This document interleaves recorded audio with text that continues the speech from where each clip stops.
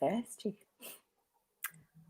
Good afternoon. Happy hump day. Happy pick of the week. I've got the gorgeous Nadia from the Tranquil Treehouse with me back today.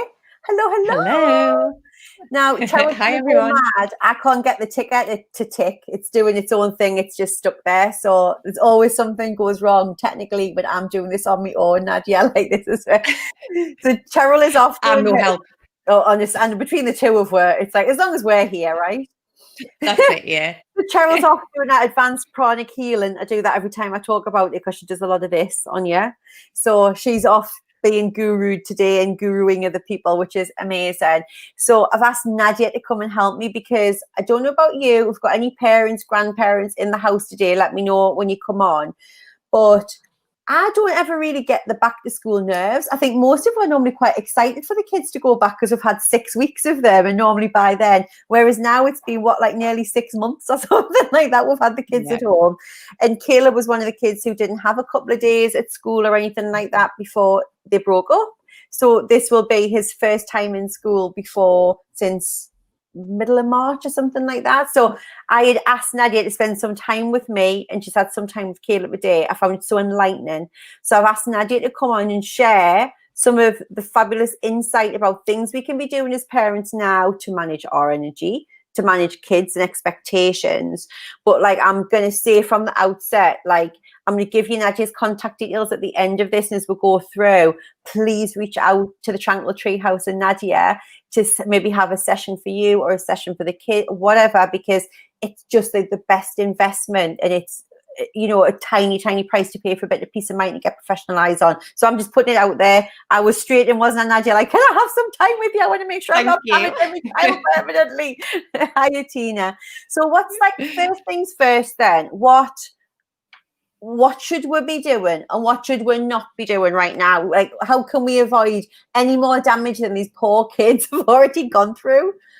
Yeah, scarring them for life. Yeah, we don't want to do that. And in the main, it's been amazing. Most people are saying that kids have handled this just much better than the grown-ups. Yeah, absolutely. That's what I've heard, that children have really just come into their own during this lockdown. Obviously, it's all individual and people have had different experiences through it. But on the whole, from what I've heard, that children have really thrived. I think it's been a combination of having more family time, a little bit of pressure off from, especially the older kids, not having to go to school and have all of the exams and testing that they would have ordinarily had. Even a little bit of pressure off from all of the after school activities as well, which is a bit tricky for me because I obviously run some after school activities for children.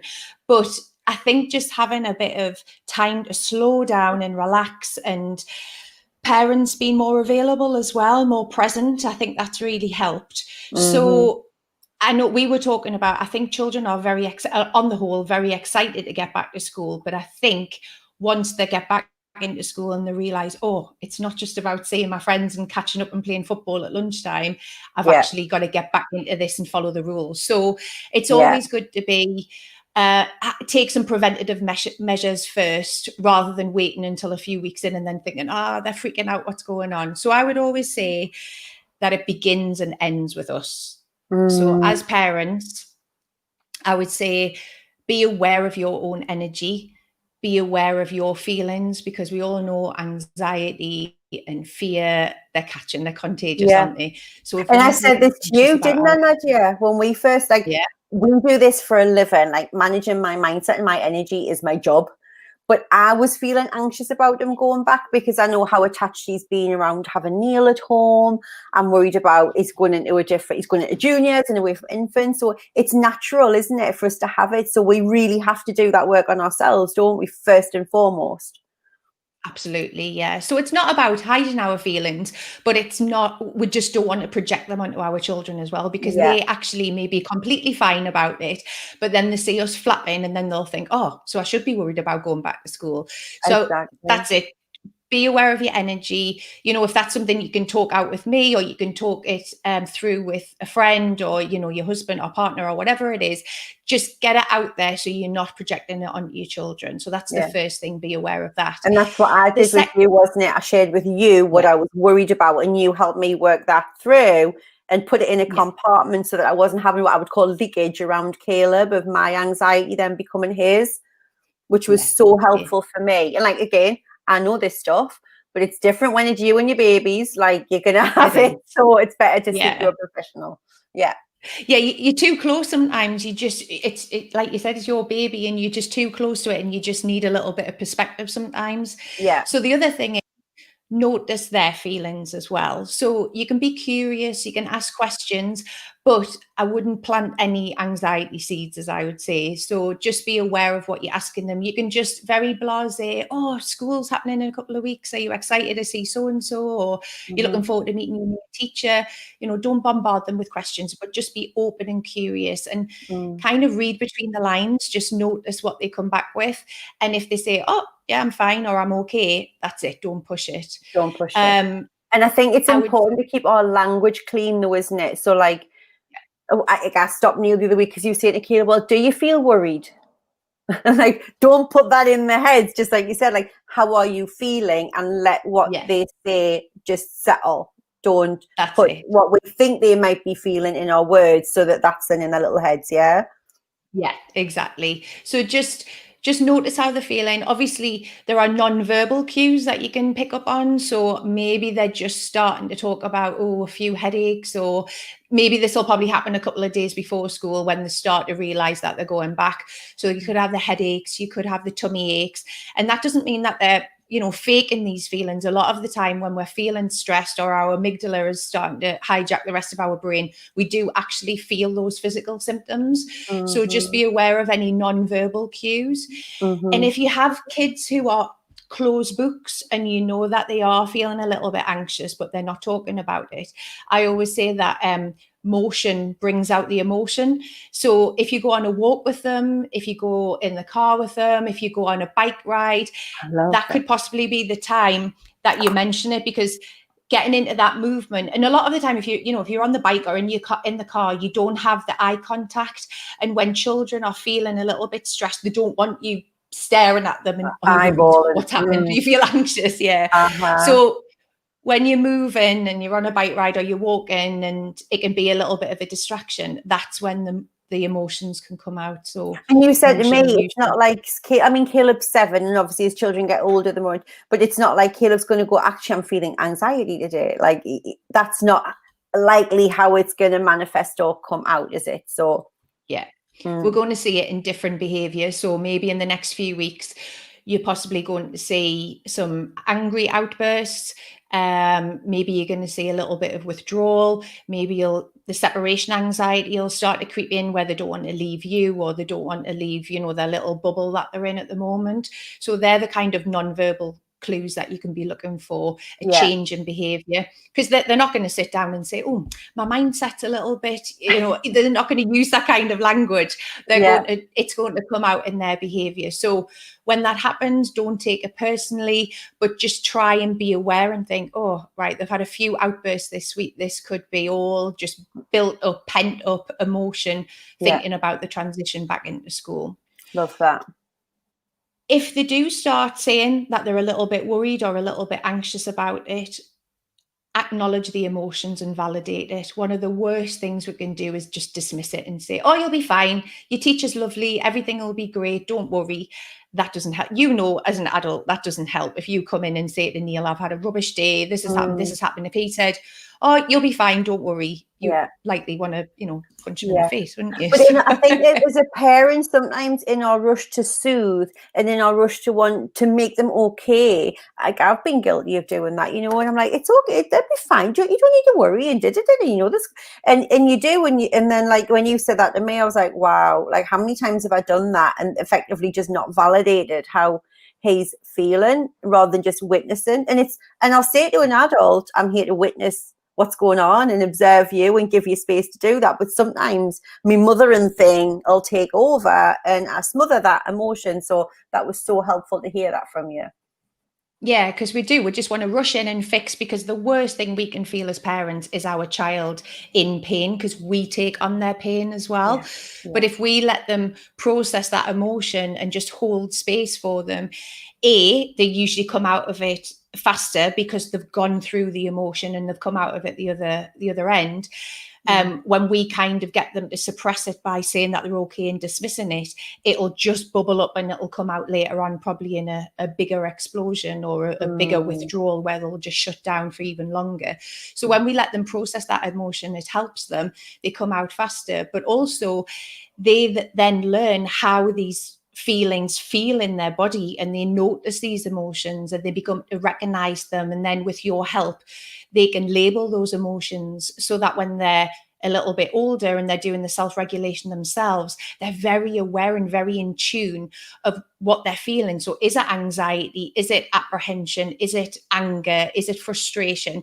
They can get all those little nuances that maybe if we rush in and fix them, they wouldn't understand. No, that's so powerful, isn't it?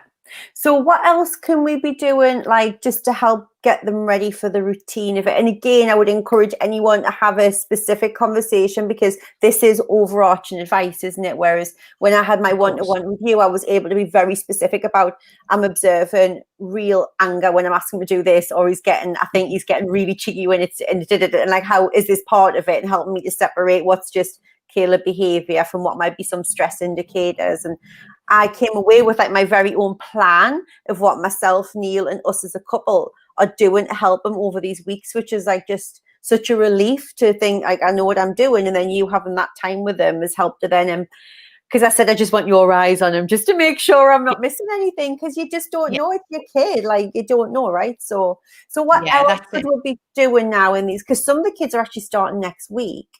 They are, yeah. So some schools are starting next week. So I would just say the earlier the better.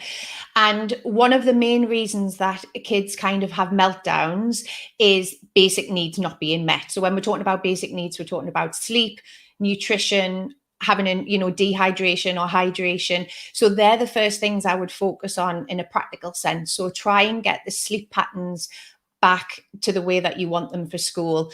A lot of people do this maybe the weekend before school, but I would start much earlier. I would be starting now, even just bringing back the time. So if you've let it drift to 9 o'clock, 10 o'clock, but you want them in bed by 8, I would be bringing that forward 10 minutes, 15 minutes, every not single like the night before school, not doing it the night before school, thinking, oh, it's school tomorrow. Because in reality, it hasn't just been the 6 weeks holidays, it's been months of the slightly later nights creeping in, because it was almost like a bit of a holiday at first, and then like you say, it sort of stuck. And his bedtime now is, well, until we spoke, had been much later than it would have been normally. So that helped us to kind of start clawing it back early.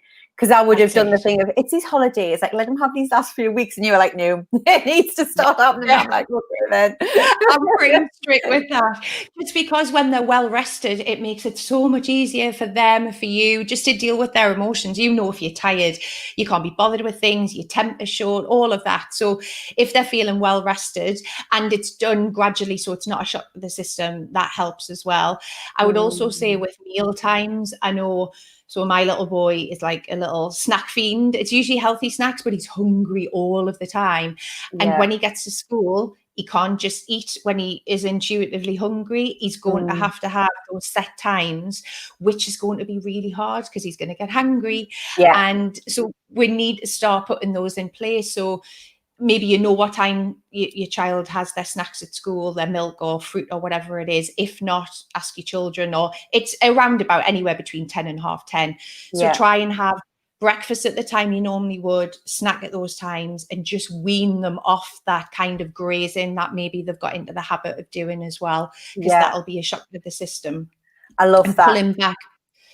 Sorry, go on. Sorry, I was just going to say pulling back the dinner time as well, like the evening meal, because a lot of the time that's probably got a bit later, and I've really enjoyed having evening meals together. That's been lovely. But when we're getting back to school, it doesn't work like that, because we're not on the same schedule for most days of the working week. So we've got to get that back in as well. And I know a lot of people have loved that. I remember when Tara was on, that was one of the things she was saying she loved and she wants to keep, even if it means that they eat later.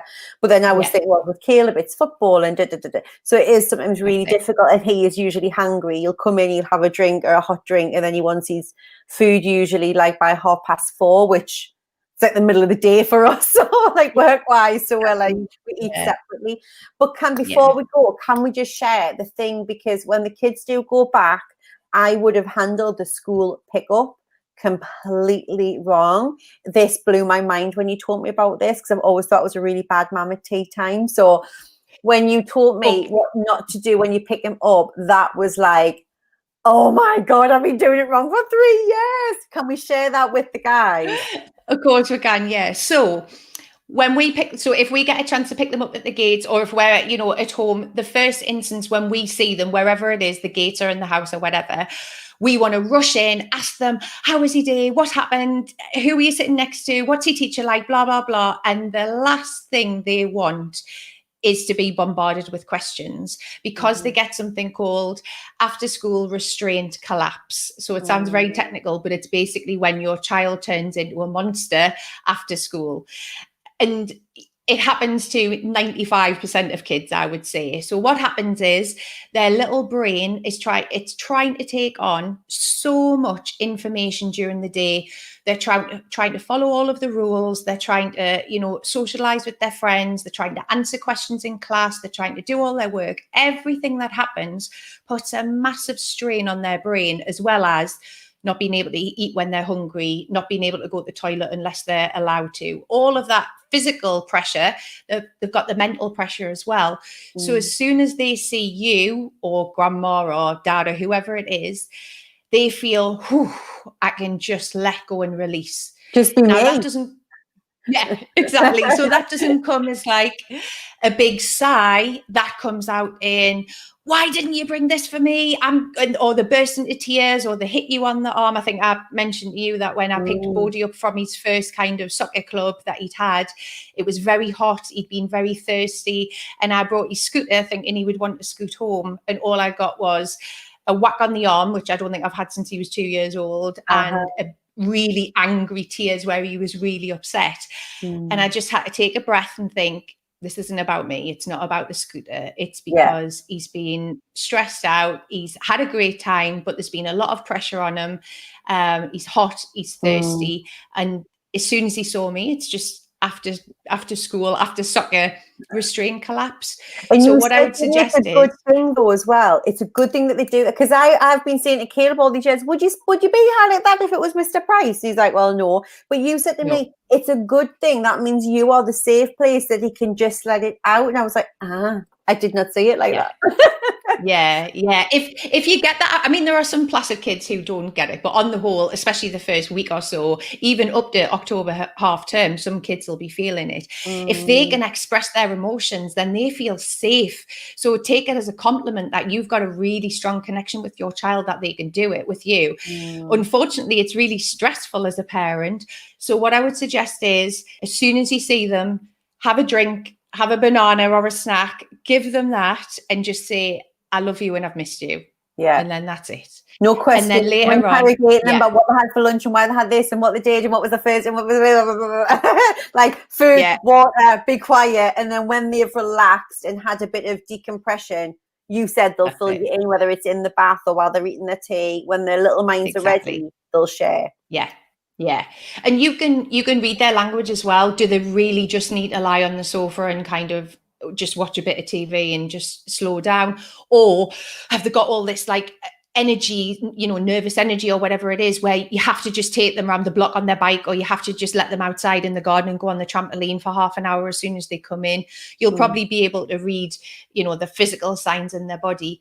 I would suggest a lot of them will just be really tired when they come in from school. And then it'll just gently, it'll come out. They'll start to tell you something funny that their friend did, or something that their teacher did, or that the answer that they got, they were correct when they answered it, or it'll just come out naturally. But what we have to do is just bite our tongue and just let them have that space, because it's just too much for them when we're on them as soon as they come in the door as well. Yeah, it's not about me. I'm going to tattoo that on the back of my hand for the next 2 weeks. It's not about me, it's about him. And I'm not That's being it. instructed by my own child. This is him do what he needs to do to just bring it down after school. So I loved that. I loved it. It was, well, like I've said, we could talk all day about this. I think one thing is, get a session in. I know Nadia's really busy, but if I would definitely reach out, contact her, and because it is literally a session that's worth its weight in gold. And knowing that Caleb, I mean, she's teaching Caleb about his amygdala and all this. Neil's like, I need to Google this. I'm like, do I need to pay for a separate session for you, sweetie? And it's just amazing to get the kids educated so that they're able to identify and work through their emotions. Hey, Leslie. Isn't she just thanks, brilliant? Leslie. Isn't she just brilliant? So get a session in with her while there's still room in the diary. Don't wait till it all explodes. Like, do what you can. Get something booked in. I'd love you to come back on maybe when a few weeks in when the kids have been back, because no doubt we'll have more questions, and maybe then do a bit of a longer session. But honestly, thank you so much for the help you've given me and my family. Like, I felt like I had a weight lifted off when I'd spoken to you, and just seeing Caleb having his session this morning with you, like, he just thought he was the bee's knees. He just loved it. Gorgeous. And he's come away with, breathing strategies and knowing what to do when his little monkey brain starts kicking out. Like, just brilliant. So thank you from the bottom of my heart, and Caleb's and Neil's. So. Oh, thank you. It's been an absolute pleasure. Thank you very much. You're amazing. Right, you lot. If you've got any questions that are specifically, and actually, obviously, it depends how many we've got, but use the Soul System to drop any questions in, because she's in the Soul System, so she can check, and just make sure you tag the Tranquil Treehouse or Nadia when you do that. Have an amazing peak of the week day, and we will see you all really soon. Bye. Bye.